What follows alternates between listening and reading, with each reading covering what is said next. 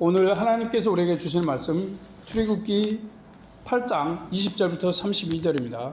출애굽기 8장 20절부터 32절 제목은 혼란 속 피난처는 하나님입니다. 혼란 속 피난처는 하나님. 우리는 계획을 세우고 일상을 살아갑니다. 하지만 혼란은 예고장을 보내지 않죠. 예기치 않은 혼란이 우리 삶에 찾아오곤 합니다. 갑작스러운 질병이 생겨서 누군가는 수술을 느닷없이 해야 됩니다. 또한 친했던 이들과 균열이 생겨서 마음이 힘들기도 하고요. 지금 같은 경제적인 어려움 등이 한꺼번에 밀려올 수도 있습니다. 평소에 잘 되던 것들이 막히고 머릿속은 복잡해지며 심장은 불안으로 가득 차죠. 그럴 때 나는 이 어려움에서 피할 수 있을까라는 질문을 하게 됩니다. 이렇게 혼란이 찾아오는 흔들리는 세상 속에서 사람들은 다양한 피난처를 찾지요. 어떤 이는 사람에게 기대고 어떤 이는 돈이나 안정된 직장을 붙잡습니다. 또 다른 이는 여행이나 오락, 술과 같은 일시적인 이로에 몸을 맡깁니다. 그러나 그것들이 진정한 피난처가 되지 못하고 혼란도 멈추게 하지 못함만 깨닫게 되지요. 본문의 세상의 혼란 속에서 방황하는 영혼에게 피난처가 어디인지 분명히 제시합니다. 오늘 말씀은 애굽 전역에 찾아온 심각한 혼란, 곧 파리 재앙을 다루고 있습니다. 당시 파리는 혼란과 무질서와 오염 등을 의미했습니다.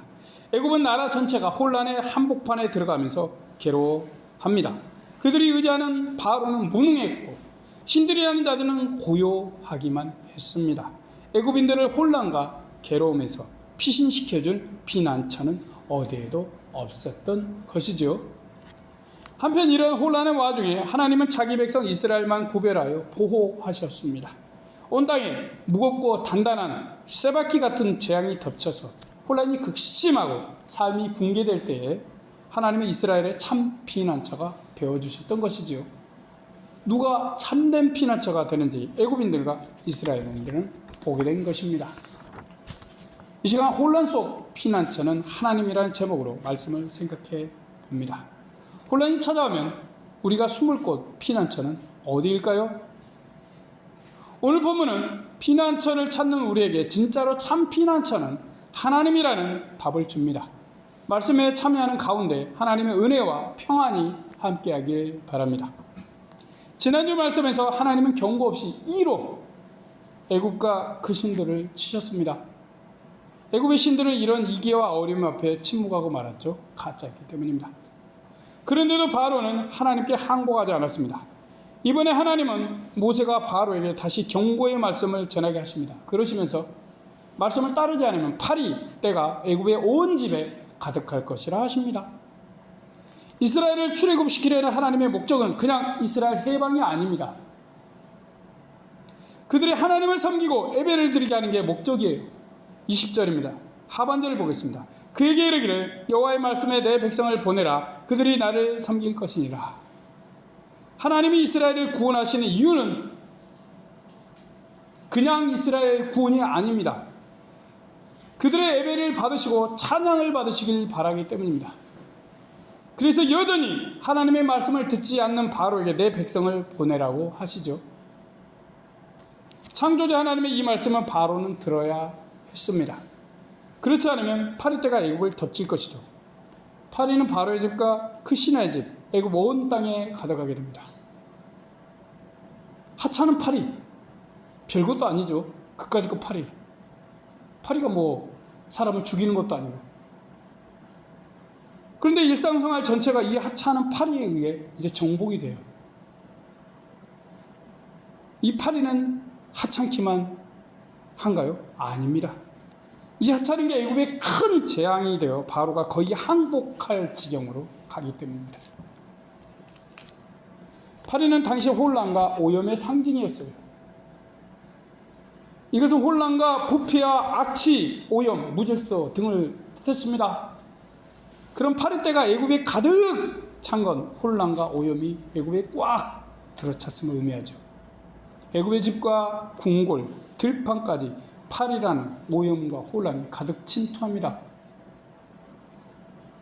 그렇게 되면 바로는 날마다 나일강의 제사를 할 수 없죠. 그는 혼란과 오염을 뒤집어 썼기에 애굽의 신들에게 복도 안녕도 구할 수 없습니다. 파리 재앙은 바로와 신하들뿐만 아니라 애굽인 모두의 삶에 혼란과 오염을 가져옵니다. 그들의 삶 전체를 붕괴시킵니다. 애굽에는 개구리 재앙 때처럼 유례없는 혼돈과 혼란이 가득하죠. 이것은 하나님을 떠난 세계가 어떤 모습이 되는지 보여주는 생생한 교육의 현장이 됩니다. 하나님이 창조하시기 전 세상이 혼돈하였던 것과 같죠. 하나님 없는 세상, 세계는 혼돈과 혼란이 따를 수밖에 없습니다. 파리 때는 단순한 불편함이 아니라 온 땅을 혼란으로 뒤덮지요. 하나님은 이런 재앙 가운데서 이스라엘 백성을 구분하십니다. 22절입니다. 그날에 내가 내 백성이 거하는 고센 땅을 구별하여 그곳에는 파리 때가 없게 하리니 이로 말미암아 나는 세상 중에 여호와인 줄을 내가 알게 될 것이다. 온 세상 온 천지에 파리와 혼란이 가득합니다. 놀라운 건 이스라엘 백성이 사는 고센 땅에는 파리가 없어요. 하나님께서 온 애굽의 혼란 중에 이스라엘의 혼란이 없게 하신 것입니다. 세상 혼란 속에서 하나님이 이스라엘을 구원하시고 도우십니다. 그렇게 이스라엘에게 피난처가 되어 주십니다. 결국 바로는 애굽과 이스라엘이 혼란 속에서 구별됨을 보게 될 것입니다. 애굽은 파리로 인한 혼란 속에서 고통당합니다. 하지만 이스라엘은 하나님의 은혜로 평안하지요. 이 사실을 통해 그는 하나님이라는 분이 살아계심을 알게 됩니다. 바로는 이분이 세상 중에 여호와 창조주 하나님이시구나 잠시 깨닫습니다. 하나님은 혼란과 어려움 속 진짜 피난처가 바로나 애굽의 신들이 아닌 하나님이심을 보이십니다. 이스라엘뿐만 아니라 애굽인들도 하나님이 여호와이심을 깨닫고 그분께 피하면 피난처가 되어 주십니다. 하나님이 창조주시라는 사실은 혼란 속에서도 변함이 없습니다. 그래서 하나님이 이스라엘에 사는 고센 땅에는 한 마리의 파리도 없게 하셨습니다. 고센 땅에 사는 하나님의 백성은 단 한 마리의 파리 피해도 겪지 않는 것이죠. 이것은 단순한 지리적 우연이 아닙니다. 하나님께서 세상의 혼란 속에도 피난처가 되심을 강력히 증거하시는 것입니다. 바로의 백성이 고통을 당하는 동안 하나님의 백성은 구별됩니다. 하나님이 언약의 근거에 자기 백성을 주권적으로 지켜주십니다. 신앙이란 애굽인들이 하는 그런 종교 행위가 아니죠. 믿음이란 누가 참 피난처며 참된 피난처를 제공해 줄 수 있는가의 문제인 것입니다. 그래서 애굽 바로의 세력 안에 있는가? 그런 자, 하나님의 통치 아래에 있는 자가 구별되는 것입니다. 파리떼가 가득한 상황은 겉으로는 세상이 무너지는 순간입니다. 세상을 지으신 신이 없는 것 같아요. 그러나 그 혼란스러운 재앙의 한가운데서 하나님은 파리떼가 침입할 시간과 범위와 대상과 강도를 정하십니다. 재앙조차 하나님의 손을 따라서 움직이지 않는 것이죠. 혼란이 커질수록 하나님의 주권은 더 뚜렷하게 드러납니다. 혼란이 아무리 대단해도 하나님을 피난처로 삼은 이들은 평안합니다. 애굽인들은 하나님이 지금 현재 살아계시고 역사하심을 알아야 했습니다. 혼란과 어려움 속에서도 자신들의 신과 달리 넉넉히 참 피난처가 되심을 깨달아야 했죠. 이래서 할 수 있으면 그들도 하나님께 피해야 합니다. 하나님의 말씀에 순종하여 이스라엘인들을 내보내야 합니다. 하나님만이 피난처이시기 때문입니다. 하나님의 백성 이스라엘은 피난처 되신 하나님께 피해야 하죠. 하나님의 말씀에 아멘하고 출애굽하여 예배를 드려야 합니다. 이것이 피난처가 되신 하나님을 인정하는 것입니다. 그때 하나님은 그들에게 참 좋은 피난처가 되어주실 것입니다. 어떤 일이 일어나도 하나님께 피하는 자들은 누구나 안전하고 평안합니다. 혼란 속에서도 바로는 조건부 순종을 합니다. 대단하죠. 25절입니다. 바로가 모세 아론을 불러 이르되 너희는 가서 이 땅에서 너희 하나님께 희생을 드리라. 바로는 이 땅에서 제사하라는 타협을 제시합니다. 이스라엘을 보내지 않으면서도 그들의 불만을 잠재우려는 것이죠. 그는 혼란 속에서도 하나님을 찾기보다 자신의 이익을 위해 노력을 합니다. 그러나 하나님은 타협의 대상이 아니죠. 오직 순종과 경배의 대상입니다. 모세는 바로의 제안을 단칼에 거절합니다. 27절입니다. 우리가 사흘길쯤 광야로 들어가서 우리 하나님 여호와께 희생을 드리되 우리에게 명하시는 대로 하려 하나이다.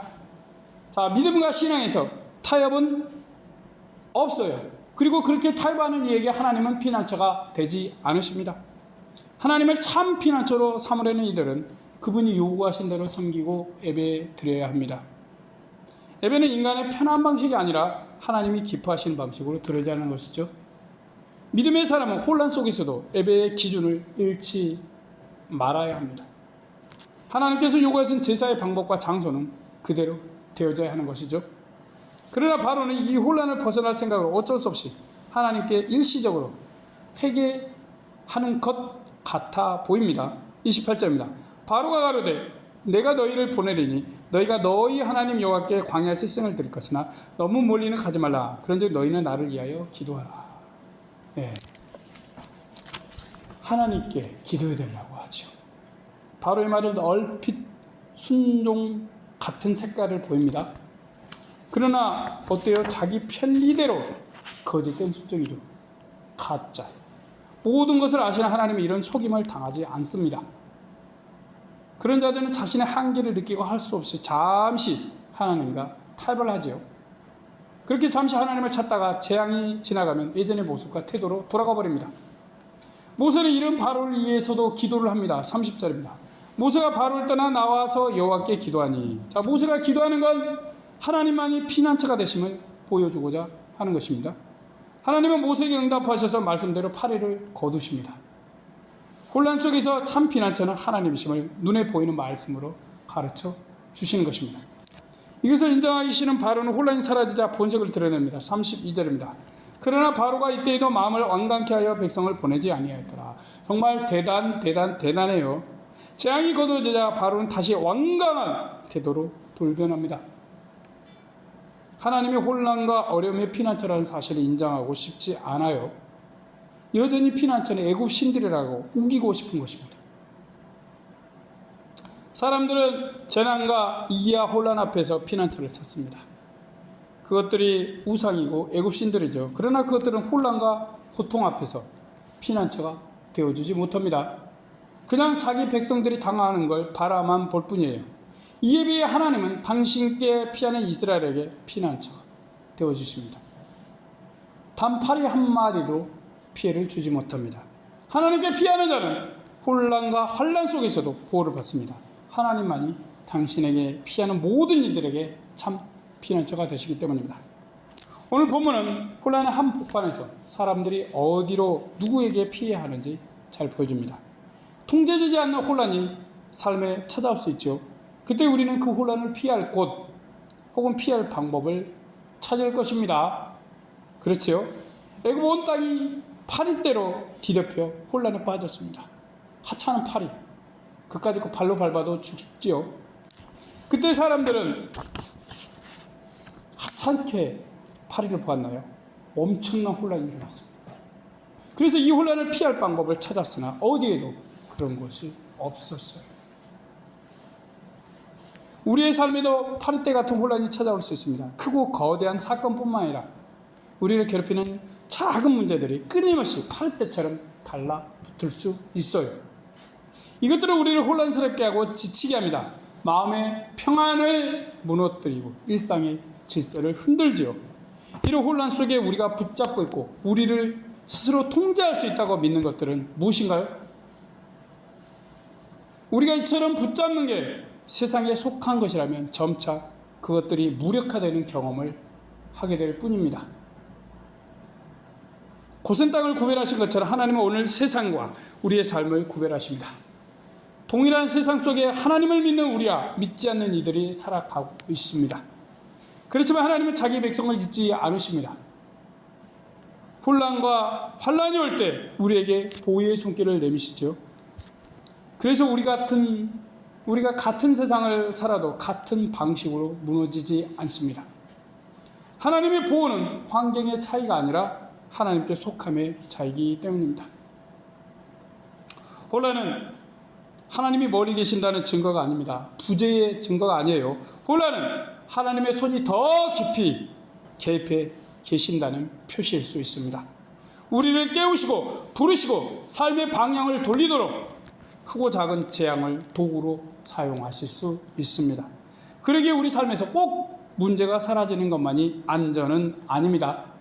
문제 속에서도 평안하고 하나님이 함께 하신다면 그것이 참 안전이고 평화입니다. 지금은 우리나라와 사회와 직장, 가정에 경제적인 어려움이 심하여 짓누르고 있습니다. 하지만 이런 때도 우리의 피난처는 우리가 가진 돈이 아닙니다. 앞으로 모을 재물, 안정된 직장도 아닙니다. 그렇지만 우리는 관계가 흔들리고 마음이 힘들 때 게임 속에서 평화를 찾기도 하죠. 영상과 유튜브 속에서 은혜를 찾습니다. 그곳에 우리의 혼란과 어려움, 잠재워줄 신이 있는 것처럼 말이에요. 그러나 우리가 피할 곳, 안전히 숨을 곳은 이 세상 어디에도 없습니다. 오직 반석같이 단단한 하나님이 우리의 숨을 곳입니다. 겨울 오리털 파카처럼 부드럽고 따뜻한 하나님만이 우리의 피난처가 되십니다. 우리 병아리들이 어미닭 같으신 하나님께 숨을 때 우리의 놀란 마음을 진정이 됩니다. 하나님께서 우리의 힘듦에 위로해 주시고 피할 길을 주시기 때문입니다. 연약한 노예였던 이스라엘을 도운 이는 하나님이십니다. 우리의 힘 역시 우리가 사는 환경이 아닙니다. 혹은 어떤 무력이 아니에요. 오직 하나님이십니다. 우리는 이 하나님께 온전한 순종을 드립시다. 혼란 속에서도 예배의 자리를 지킵시다. 출애굽기의 핵심은 단순한 구출이 아닙니다. 어떤 이들이 하나님이 모든 것이 구원이 핵심인 것냥 하지만 왜 구원을 하는지 생각하지 않습니다. 하나님이 사람들을 구원하시고 사람들을 창조하신 것은 창조하시고 구원하신 것은 목적이 같습니다. 하나님을 예배하는 삶, 하나님을 찬양하는 삶, 섬기는 삶, 하나님께 영광 돌리는 삶을 살도록 지으시고 구원하신 것입니다. 자, 그러므로 삶이 흔들릴수록 예배의 방향을 더 하나님께 정하십시오. 우리의 피난처는 어떤 제도나 프로그램이 아닙니다. 오늘날 교회들이 많은 프로그램을 만들고 있죠. 성도수가 1000만 명에서 500만 명으로 줄어들었다는 충격적인 소리를 듣고 있습니다. 뭔가 프로그램이 부족해서일까요? 아니면 전도를 안 해서일까요? 전도는 엄청나게 열심히 하고 있고 전도 프로그램에는 목회자들이 막 몰려들고 있고 성도들이 함께 가고 있습니다. 아니죠. 저는 다시 하나님께로 돌아가야 한다고 생각합니다. 미친 소리 같지만 다시 하나님을 찾아야 합니다. 교회 안에서 다시 하나님을 찾고 다시 하나님 앞에 엎드려야 하며 다시 기도해야 합니다. 어떤 이는 그렇게 말하는 저를 이단이라고 하죠. 그런 이단은 이 세상에 없습니다. 다시 하나님을 찾고 싶지 않은 거죠. 자기들이 이미 하나님을 잘 찾아서 안전하다라고 착각하고 있는 것입니다. 그러면 왜 1000만 명에서 500만 명으로 줄어듭니까? 무언가 교회가 목회자와 성도가 지금 잘못하고 있기 때문에 그렇게 줄어든 것입니다. 우리는 바로의 모습을 거울 삼아야 합니다. 이기 때문에 하나님을 찾고 문제가 지나가면 다시 강팍해진 이가 누구예요? 바로예요. 그런 모습이 우리 안에도 있을 수 있습니다. 혼란이 있을 때만 하나님을 찾는 신앙 오래가지 못합니다. 바로처럼 조건부 순종을 해서는 안 됩니다. 혹 세상과의 타협이 우리 안에 있지 않은지 점검하십시오. 하나님이 원하시는 것은 부분적 신앙이 아니라 전인적인 믿음입니다. 그래서 우리는 혼란 속에서도 하나님께 피해야 합니다. 평안 속에서도 하나님 안에 거해야 합니다. 재앙이 그친 후에도 하나님을 잊지 말아야 합니다. 고난의 때보다 더 위험한 순간이 언제시면 합니까? 평안이 찾아온 이유입니다. 지금처럼 평안할 때죠. 문제가 해결된 이후에도 여전히 하나님을 찾는 사람인지 아니면 다시 마음이 강팍해지는 사람인지 스스로 돌아보십시오. 혼란이 있는 것은 하나님을 찾으라는 신호입니다. 힘듦이 있는 것은 하나님께 다시 엎드리라는 계시입니다. 그러므로 혼란을 없애달라고만 구하지 마십시오. 그 안에서 하나님을 보게 해달라고, 하나님을 보게 해달라고 기도하십시오. 재앙이 중요한 게 아닙니다. 재앙을 통해 우리가 누구를 보느냐가 중요하죠. 혼란 속에서 하나님을 발견하는 눈이 은혜입니다. 신앙은 문제없는 삶이 아닙니다. 하나님은 우리에게 재난 없는 생애를 약속하지 않으셨습니다. 도리어 환난 날에 내게 부르짖으라 내가 응답하리라고 약속하셨습니다. 어둠이 짙을수록 빛은 더 빛납니다. 빛 대신 하나님은 재앙 속에서 자기 백성을 드러내십니다.